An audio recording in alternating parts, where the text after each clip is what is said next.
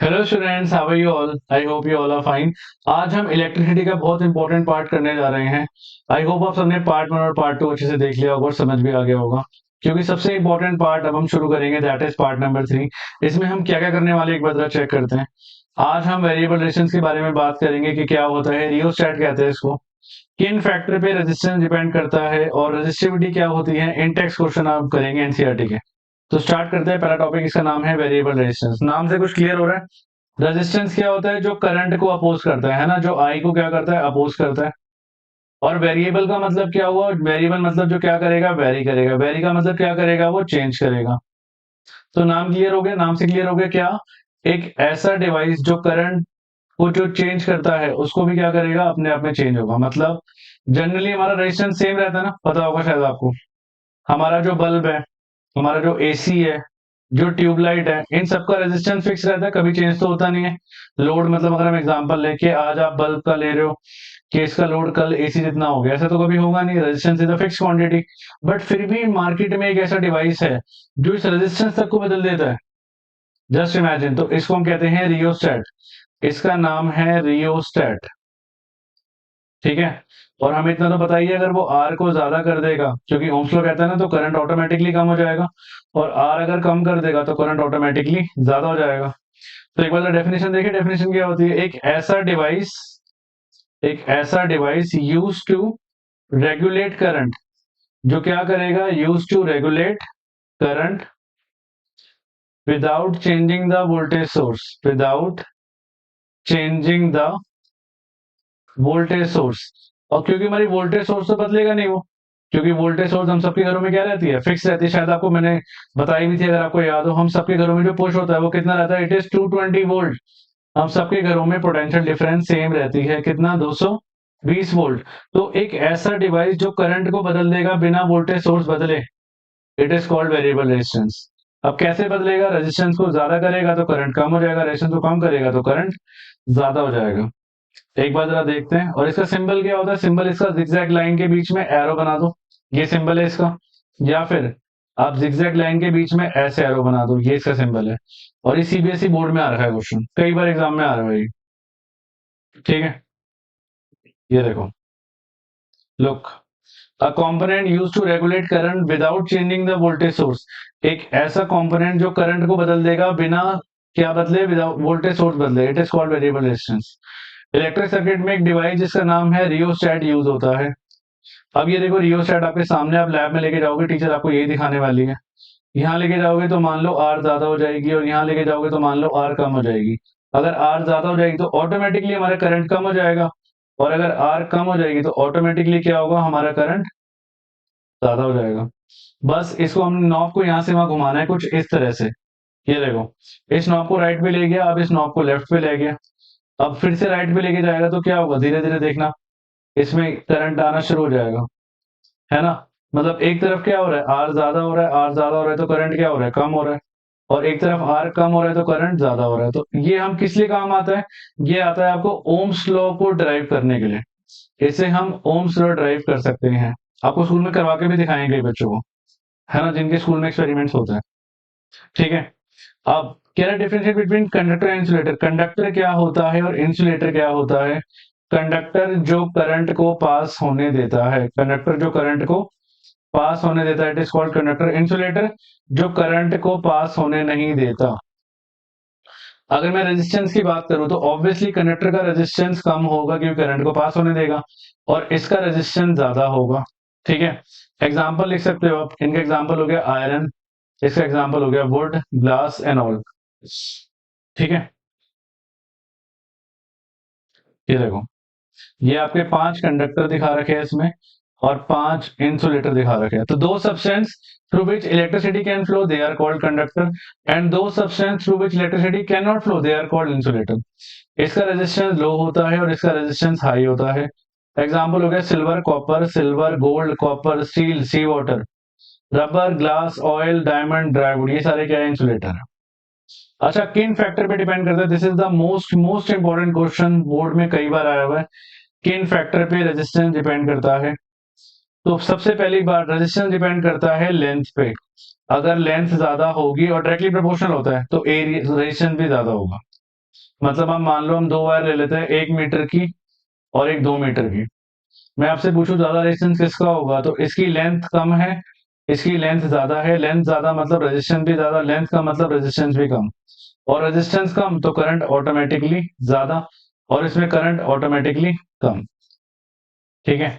अच्छा, दूसरा डिपेंड करता है एरिया पे, मतलब इनवर्स रिलेशन होता है, बट रेजिस्टेंस कम होगा तो एरिया ज्यादा होगा। आपने देखा होगा शायद, एसी की जो वायरिंग होती है वो बहुत मोटी होती है, वो 5 से 6 mm की होती है, जस्ट इमेजिन। और जनरली हम 1 से 2 mm में काम चला लेते हैं अपने घरों में, बट एसी की जो वायरिंग होती है, आपने नोटिस किया ना, मोटी वायरिंग होती है। क्यों?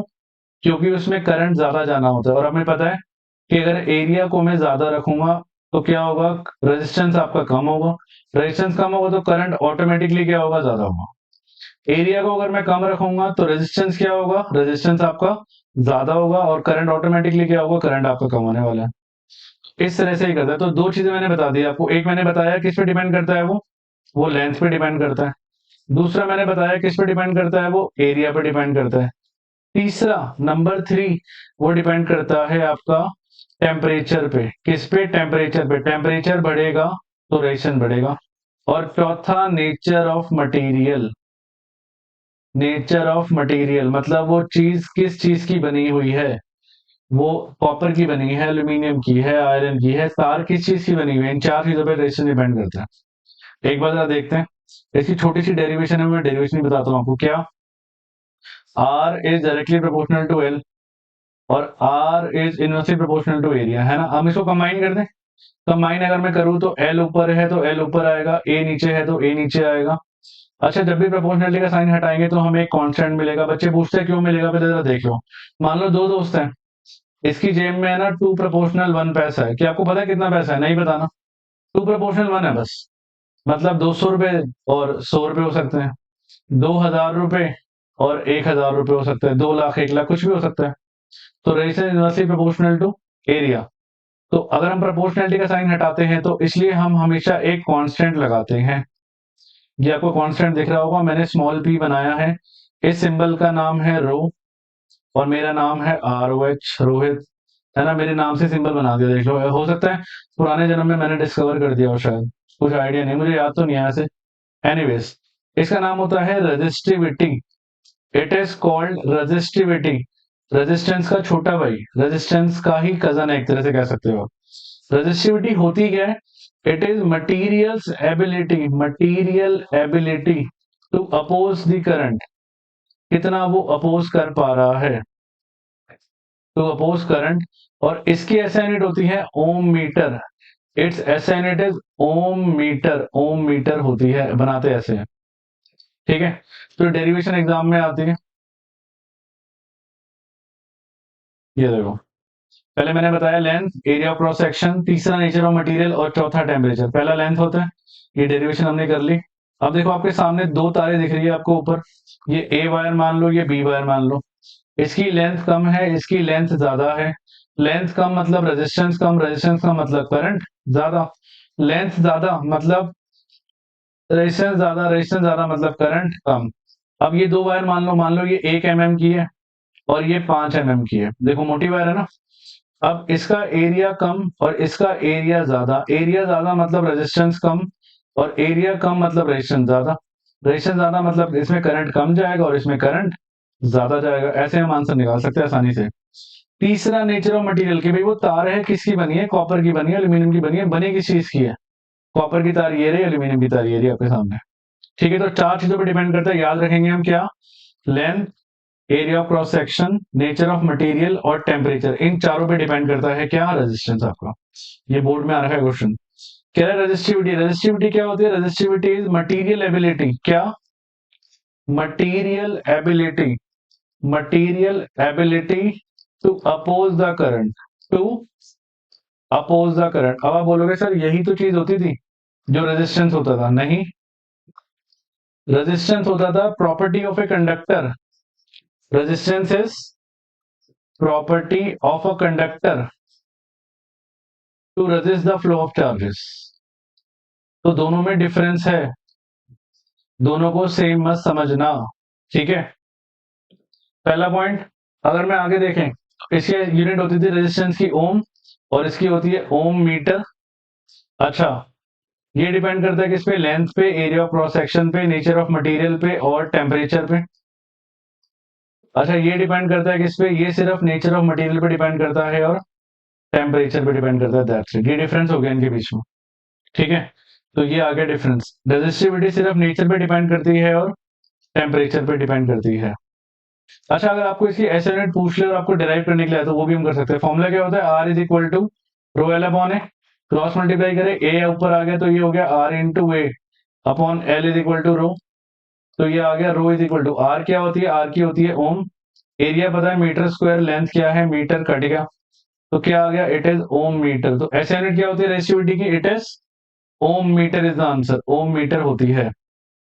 ये देखो, तो ये एक तरह से मटेरियल की एबिलिटी की वो कितना अपोज कर पा रहा है। मान लो कॉपर की तार है, एक कॉपर की तार है, एक एल्यूमिनियम की तार है, एक सिल्वर की तार है, एक आयरन की तार है, क्या सब में करंट सेम फ्लो करेगा? तो सोचो, नहीं करेगा ना। हो सकता है किसी में थोड़ा बहुत ऊपर नीचे हो, इसमें कम हो, इसमें ज्यादा हो, सबसे बेस्ट सबसे तेज सिल्वर में करे। तो इसी को तो कहते हैं material ability, it is the measure of material ability, कि जिस मटेरियल की चीज बनी है कितना वो फ्लो को रोक पा रही है ना। एसआई यूनिट क्या होती है, it is ohm metre is the SI unit. तो रेंज ऑफ कंडक्टर और मेटल का देखो, अगर हम मेटल की बात करें रेजिस्टेंस की, तो नेचुरल सी बात है मेटल का जो रेजिस्टेंस होगा क्या होगा, वो कम होगा, और नॉन मेटल का रेजिस्टेंस क्या होगा, हाई होगा। क्यों? क्योंकि इसमें करंट कम जाता है और इसमें करंट ज्यादा जाता है। तो एक रेंज आती है एग्जाम में, आपको ये वैल्यू याद रखनी है। रेंज कई बार एग्जाम में पूछी हुई है, कितनी रेंज होती है देखो जरा चेक करो। इट इज 10 की पावर -8 से 10 की पावर -6 ओम मीटर। कंडक्टर की, इंसुलेटर की 10 की पावर 12 से 10 की पावर 17 ओम मीटर। और दोनों के दोनों टेम्परेचर पे डिपेंड करते हैं, टेम्परेचर बढ़ने से रेजिस्टेंस बढ़ जाता है। कह रहा है बताओ करंट पे क्या फर्क पड़ेगा जब मैं रेजिस्टेंस को डबल कर दूंगा। जब आप रेजिस्टेंस को डबल कर दोगे, आपको पता है V is directly proportional to I, V is equal to I R. आप I को नीचे ले आओ, आपको रिलेशन पता होना चाहिए बस। क्या? अगर R आपका, R और I का रिलेशन क्या है, it is inverse relation, R double होगा तो करंट आपका क्या हो जाएगा, it will become half. Answer क्या होगा इसका, हाफ होगा। आंसर आ जाएगा हाफ, हाफ हो जाएगा। अगला कह रहा है बताओ करंट पे क्या फर्क पड़ेगा जब मैं लेंथ ऑफ वायर को डबल कर दूंगा। फॉर्मूला क्या होता है, R is equal to rho L upon A. जब हम लेंथ ऑफ वायर को डबल करेंगे, करना जरा, एल और आर का रिलेशन क्या है, R is directly proportional to L ना। अगर ये डबल होगा तो आर भी डबल होगा, आर डबल होगा तो आई आपका हाफ हो जाएगा। तो हाफ इज द आंसर। ऐसे ही हमने आंसर निकाल लेना है, बस आपको रिलेशन पता होना चाहिए। रिलेशन मैंने आपको समझा चुका हूँ पहले ही कि रिलेशन निकालते कैसे हैं। ठीक है, नेक्स्ट अब देखो, न्यूमेरिकल शुरू करने से पहले मैं आपको सारे एक बार फॉर्मूले रिवाइज करा देता हूँ, जो जो हमने फॉर्मूले पढ़े थे। सबसे पहला फॉर्मूला पढ़ा था हमने, Q is equal to N E. ठीक है, उसके बाद क्योंकि एग्जाम्पल एनसीईआरटी के हमने करने हैं, इसके बाद में पढ़ा था करंट का, वो था I is equal to Q by T, electric current का। तीसरा हमने पोटेंशियल डिफरेंस का पढ़ा था, ये था V is equal to W upon Q. चौथा चौथा हमने ओम्स लॉ पढ़ा था, V is equal to I R. और पांचवा मैंने जस्ट आज ही पढ़ा है, क्या है, R is equal to rho L upon A. तो ये 5 फॉर्मूले पढ़ाए हैं मैंने अभी तक, और पूरे चैप्टर में ज्यादा नहीं, सिर्फ 14 फॉर्मूला है, 5 पढ़ा दिए, 9 रिमेनिंग है ना। ज्यादा नहीं, ये चैप्टर बहुत सिंपल सा चैप्टर है, सिर्फ आपके कितने हैं, ओनली 9 फॉर्मूला लेफ्ट है। तो स्टार्ट करते हैं। पहला क्वेश्चन से क्या कह रहा है, बताओ कितना करंट जाएगा, करंट पूछ रहा है आपसे। जब मुझे V कितना दे रहा है, V दे रहा है आपको 220 वोल्ट, और R दे रहा है आपको 1200 1200। फॉर्मूला होता है V is equal to I R. V कितना है मेरे पास, 220 वोल्ट, I नहीं पता, R कितना है मेरे पास, इट इज 1200। इसको काटेंगे हम तो ये आ जाएगा आपका 22/120, आई आ जाएगा, काटोगे 11/60, 11/60 होता है आपका 0.18 एम्पियर। तो आपका आंसर आ चुका है, इट इज 0.18 एम्पियर। 0.18 एम्पियर आपका आंसर आ गया। ठीक है, नेक्स्ट अगला कह रहा है बताओ कितना करंट जाएगा। V कितना है मेरे पास, 220 वोल्ट है, और R कितना है मेरे पास, R है 100 ओम। फॉर्मूला क्या होता है, V is equal to I R. V कितना है 220, I इंटू R कितना है, R है मेरे पास 100, इसको डिवाइड में ले जाओगे तो ये होगा 22/10, कितना होगा I, तो ये आएगा 2.2 एम्पियर। कितना आएगा, I आएगा आपके पास, it is 2.2 ampere is answer. तो ये आपके आंसर है, ये देखो। So these are the answers. ये आपके सारे आंसर्स है, एक बार चेक कर लो। 0.18 और 2.2 एम्पियर। अगला कह रहा है the potential difference between the terminal and volt is 60 volt जब करंट निकलेगा 4 एम्पियर का। बताओ अगर मैं इसको 60 को 120 कर दूंगा तो करंट पे कितना फर्क पड़ेगा। हमें पता है V और I, V directly proportional to I ना। V 60 वोल्ट था, करंट था 4 एम्पियर का, मैंने इसको डबल कर दिया, 120 वोल्ट कर दिया, तो ये भी डबल हो जाएगा। आंसर इज 8 एम्पियर आएगा। बट पेपर में तो ऐसे करके आएंगे नहीं। पेपर में क्या करेंगे, पेपर में हम सॉल्व करेंगे, तो सॉल्व कर लेते हैं। देखो V दिया है मुझे, V कितना है 60 वोल्ट, I कितना है मेरे पास, I इज 4 एम्पियर। सबसे पहले R निकालो। आप बोलोगे सर R क्यों निकालो, क्योंकि R हमेशा फिक्स रहता है ना, फिक्स क्वांटिटी पहले निकलेगी, फिर उससे मैं निकाल सकता हूँ। तो V कितना है 60 is equal to 4 into R, ये काटेगा 15 पे, तो R आएगा आपके पास 15 ओम। अब वो तो कह रहा है 120, V कह रहा है 120 ले लो, और कांस्टेंट वैल्यू निकल चुकी है मेरे पास, कितनी है 15 ओम। फॉर्मूला क्या होता है, V is equal to I R. V कितना है 120, I नहीं पता, R कितना है 15, काटोगे 8 आएगा, I आएगा आपके पास कितना, it is 8 ampere. So 8 ampere आपका आंसर आ चुका है, ये आपका आंसर है। ठीक है, अगला मोस्ट मोस्ट इंपॉर्टेंट क्वेश्चन, कई बार एग्जाम में आया हुआ है, कह रहा है resistance of a metal wire of length 1 metre is 26 ohm. 26 ohm resistance है, टेम्परेचर दे रहा है 20 डिग्री सेल्सियस। कह रहे हैं बताओ डायमीटर, अगर इसका डायमीटर इतना है तो रेजिस्टिविटी कितनी होगी। फॉर्मूला है, एक ही फॉर्मूला पढ़ा है ना रेजिस्टिविटी का, क्या, R is equal to rho L upon A. ठीक है, तो पहले गिवन है, पहले वो चीजें लिखते हैं। क्या गिवन है मुझे, लेंथ गिवन है 1 मीटर, R कितना गिवन है, R इज 26 ओम। टेम्परेचर हमारा रूम टेम्परेचर है, फिक्स है, जो कि सेम रहने वाला है, इसको कोई रोल भी नहीं है न्यूमेरिकल में। डायमीटर कितना गिवन है, इट इज 0.3 mm। डायमीटर से मैं रेडियस निकाल सकता हूँ, कितना होगा 0.3/2 mm, है ना।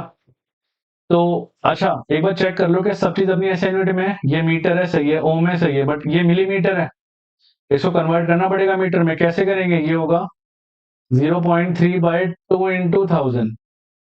अब ये कन्वर्ट हो चुका है किसमें, now it is in metre. अब सबसे पहले क्वेश्चन को इजी करने के लिए, क्योंकि कैलकुलेशन बहुत बड़ी हो जाती है, तो पहले मैं एरिया निकालूंगा।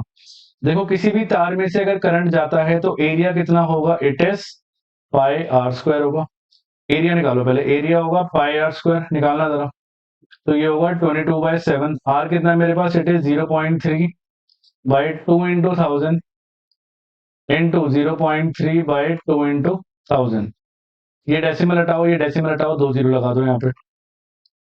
2 गया 11 से, कितना आया मेरे पास, ये आया 11, 3 3 9 अपॉन 7 2 14।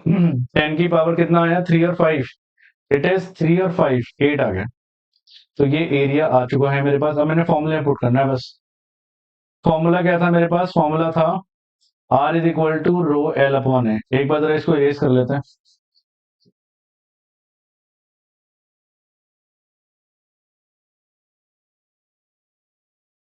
ये देखो फॉर्मूला था R is equal to rho L upon A, cross multiply करें तो ये होगा R into A upon L is equal to rho. तो ये आएगा rho is equal to, R कितना है मेरे पास, R इज 26, ए मैंने निकाला हुआ है 11 इंटू 9 अपॉन 14 इंटू 10 की पावर 8, और लेंथ मेरे पास 1 है। ये कटेगा 13 पे, ये कटेगा 7 पे, 13 इंटू 11 कितना होता है, इट इज 143 इंटू 9 अपॉन 7, 10 की पावर 8 ऊपर लाके -8 लिख दो। ठीक है, इसको आप मल्टीप्लाई करोगे, ये आएगा 1287 अपॉन 7 इंटू 10 की पावर -8। आप इसको सॉल्व करोगे तो ये आएगा 183.8 इंटू 10 की पावर -8 ओम मीटर। यूनिट लगाना मत भूल जाना। कितना आंसर आया मेरे पास, 183, 183 पॉइंट, कितना है रेशियोटी, 183.8 इंटू 10 की power -8 ohm metre is the answer, है ना। इसलिए मैं कह रहा था, इसलिए इंपॉर्टेंट क्वेश्चन है, कई बार एग्जाम में पूछा हुआ है। अगर आपने एरिया वाले मेथड से नहीं करना, आप डायरेक्टली भी कर सकते हो। ये देखो अगर आपकी मैथ बहुत ज्यादा स्ट्रांग है, क्योंकि कैलकुलेशन संभालनी पड़ेगी बस आपको, हम डायरेक्टली भी पुट कर सकते हैं इसको पाई आर स्क्वायर। अगला कह रहा है, ये भी बड़ा इंपॉर्टेंट क्वेश्चन है, कह रहा है लेंथ ऑफ वायर जिसकी लेंथ एल है, area of cross section A है, इसका रेजिस्टेंस है 4 ओम। बता दो अगर मैं इस लेंथ को आधी कर दूंगा और एरिया को डबल कर दूंगा तो नया रेजिस्टेंस क्या होगा। अब आप मान लो आपके पास है ना, ये तार है एक, हम मान लेते हैं, लेट कर लेते हैं कि आपके पास ये क्या है, एक तार गिवन है। ठीक है, ये एक तार है हमारे पास। अब अगर मैं इसको बीच से काटूं, और इसको डबल कर दूं तो क्या इसका एरिया डबल हो गया? एरिया डबल हो गया, बट इसकी लेंथ आधी हो गई ना। तो यही कह रहा है, तो बताओ रेजिस्टेंस पे क्या फर्क पड़ेगा? और आपको पता है रेजिस्टेंस डिपेंड करती है लेंथ और एरिया पे। तो पहले वो कह रहा है R is equal to, formula क्या है आपके पास? फॉर्मूला है R is equal to rho L upon A. Rho L upon A, R कितना है मेरे पास? It is 4, rho L upon A. अब वो कह रहा है मैं लेंथ को आर न्यू, आर एन बोल दूं, एल को मैं एल बाई 2 करने वाला हूं, और एरिया को मैं डबल करने वाला हूं। आर एन लिख सकता हूं मैं रो एल बाई 4 है, ठीक है। रो एल बाई की वैल्यू मुझे कितनी पता है? 4 है। आर एन को मैं क्या लिख सकता हूँ? 1/4 into rho L by A. Rho L by A की जगह मैं 4 पुट कर सकता हूँ फ्रॉम इक्वेशन 1। आर एन कितना आएगा मेरे पास? It will be 1/4 into 4। काटोगे तो न्यू रेजिस्टेंस आपका आ गया 1 ओम, आंसर आ चुका है। तो कई बार एग्जाम में पूछा हुआ question, as it is same to same with same value, 1 ohm answer है। नेक्स्ट कह रहा है अगर मैं डायमीटर ऑफ वायर को डबल कर दूंगा तो बताओ नया रेजिस्टेंस रेशियो, बताओ नई रेजिस्टेंस और ओरिजिनल वन की क्या होगी? तो फॉर्मूला होता है R is equal to rho L upon A, ठीक है। और एरिया का फॉर्मूला क्या होता है? It is pi R square. अब वो कह रहा है न्यू कर दो, मतलब आर न्यू निकाल लो, आर एन क्या कर दो?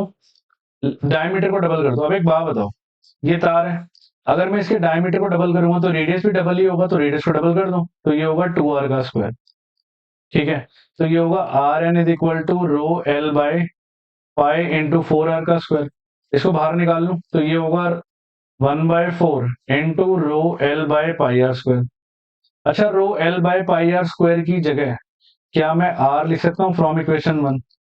इसकी जगह मैं आर लिख सकता हूँ फ्रॉम इक्वेशन 1 अगर हम पुट करें, तो ये होगा R N is equal to 1/4 into R. अब इस आर को नीचे ले जाओ, क्रॉस मल्टीप्लाई करो, तो R N new resistance by old कितना आ गया? It is 1/4। तो 1/4 आपका आंसर आ चुका है, रेशो आ गई आपकी 1/4,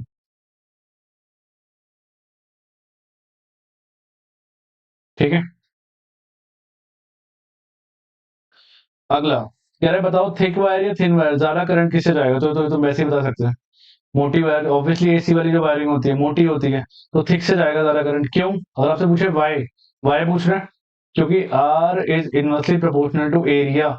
एरिया ज्यादा होगा तो रेजिस्टेंस कम होगा, एरिया ज्यादा करोगे रेजिस्टेंस कम होगा, रेजिस्टेंस कम होगा तो करंट ऑटोमेटिकली ज्यादा जाएगा। यही आंसर लिख के आना कोई एग्जाम में भी। Answer is thick wire. ये देखो, more current will flow easily in a thick wire as the resistance is inversely proportional to the cross sectional, so a thick wire will have less resistance than thin wire. Next कह रहा है बताओ let the resistance of electric component remains constant. Resistance को same रहने दो, while जो potential difference है इसको आप क्या कर दो? हाफ कर दो, हाफ कर दो, फॉर्म मतलब v को क्या कर दो? हाफ कर दो। कह रहा है बताओ क्या फर्क पड़ेगा उसके करंट पे? हमने ओम्स लॉ पढ़ा था, v is directly proportional to I। अगर ये हाफ हो जाएगा तो करंट भी हाफ हो जाएगा, तो हाफ आंसर आ चुका है आपका। देखा रिलेशन सीखना कितना इजी है और कितना इंपॉर्टेंट है। रिलेशन से आप एक सेकंड में आंसर निकाल सकते हो। अगला कह रहे हैं जो कॉइल होता है टोस्टर का और आयरन का, वो अलॉय का क्यों बना होता है? प्योर मेटल का क्यों नहीं बना होता? क्यों? क्योंकि अलॉय बनाते ही उसकी जो रेजिस्टिविटी है वो बढ़ जाती है। रेजिस्टिविटी क्या हो जाती है? इंक्रीज हो जाती है, और इस इंक्रीज होने से क्या होगा? ये हाई टेम्परेचर पे मेल्ट नहीं करेगा, क्योंकि आपको पता है आपने इसका करना क्या है। टोस्टर आपको पता है ना कितना गर्म हो जाता है, अगर वो मेल्ट कर गया तो फायदा क्या है टोस्टर का फिर? इसीलिए यही वजह है कि इसको किससे बनाया जाता है? इसको अलॉय से बनाते हैं हमेशा, ऑलवेज। ये देखो, जो टोस्टर और आयरन होता है they are made of alloy, क्योंकि रेजिस्टिविटी ज्यादा हाई होती है अलॉय की। They do not oxidise at high temperature. ये देखो, दिख रहा है आपको बीच में जो कॉइल दिख रही है, ये जो कॉइल है ये सारी किसकी बनी हुई है? ये जो कॉइल है आपके प्रेस की, ये सारा रेजिस्टिविटी है, अलॉय है सारा ये। अगला कह रहा है बताओ आयरन और मरकरी में से बेटर कंडक्टर कौन सा है? तो हम वैसे ही बता सकते हैं, इसे आंसर इज आयरन। क्यों? क्योंकि मरकरी तो पता है आपको लिक्विड होता है, वैसे ये वर्स्ट कंडक्टर होता है। अगला बेस्ट वाला, ये मैंने अभी आपको बताया था कुछ टाइम पहले, बेस्ट कंडक्टर आपका होता है silver, AG. So answer is silver. अच्छा, difference between resistivity and resistance. तो रेजिस्टेंस क्या होता है? Resistance is the property of a conductor. Resistance क्या होता है? Property of a conductor to oppose, property of a conductor to oppose, जो oppose करेगा। रेजिस्टिविटी क्या होती है? It is material ability to oppose, material ability to oppose. अच्छा, ये इसकी ऐसे यूनिट होती है ओम, इसकी ऐसे यूनिट होती है ओम मीटर। ये किस पे डिपेंड करता है? लेंथ पे, एरिया ऑफ क्रॉस सेक्शन पे, नेचर ऑफ मटेरियल पे और टेम्परेचर पे। ये किस पे डिपेंड करता है? नेचर ऑफ मटेरियल पे और टेम्परेचर पे। हो गए डिफरेंस, एग्जाम में आया हुआ क्वेश्चन ये, और लास्ट ईयर ये आया हुआ एग्जाम में, ये देखो, ये रहा। तो it is the property of a conductor to resist the flow of charges through it, and it is the measure of a material ability to oppose the flow of charges. SI unit is ohm, इसकी SI unit क्या होती है? Ohm metre. Symbol is are, इसका symbol होता है रो, रो कुछ ऐसा। Depend किस पे करता है? Length, cross sectional area, nature of material और टेम्परेचर। ये नेचर ऑफ मटेरियल और टेम्परेचर पर डिपेंड करता है। दैट्स इट, आज हम यहीं तक करने वाले हैं। पार्ट नंबर 3 आपका फिनिश होता है। फिर भी अगर आपको कोई डाउट रह गया हो इसमें से, तो आप मुझे कमेंट सेक्शन में लिख सकते हैं। अगर आपको कोई स्पेशल वीडियो चाहिए, कुछ आप चाहते हो मुझसे पढ़ना, तो मैं आपको ऑब्वियसली डेफिनेटली हेल्प करूंगा। आप इसको कमेंट सेक्शन में लिखना। तो हम नेक्स्ट वीडियो में मिलेंगे इसके बाद।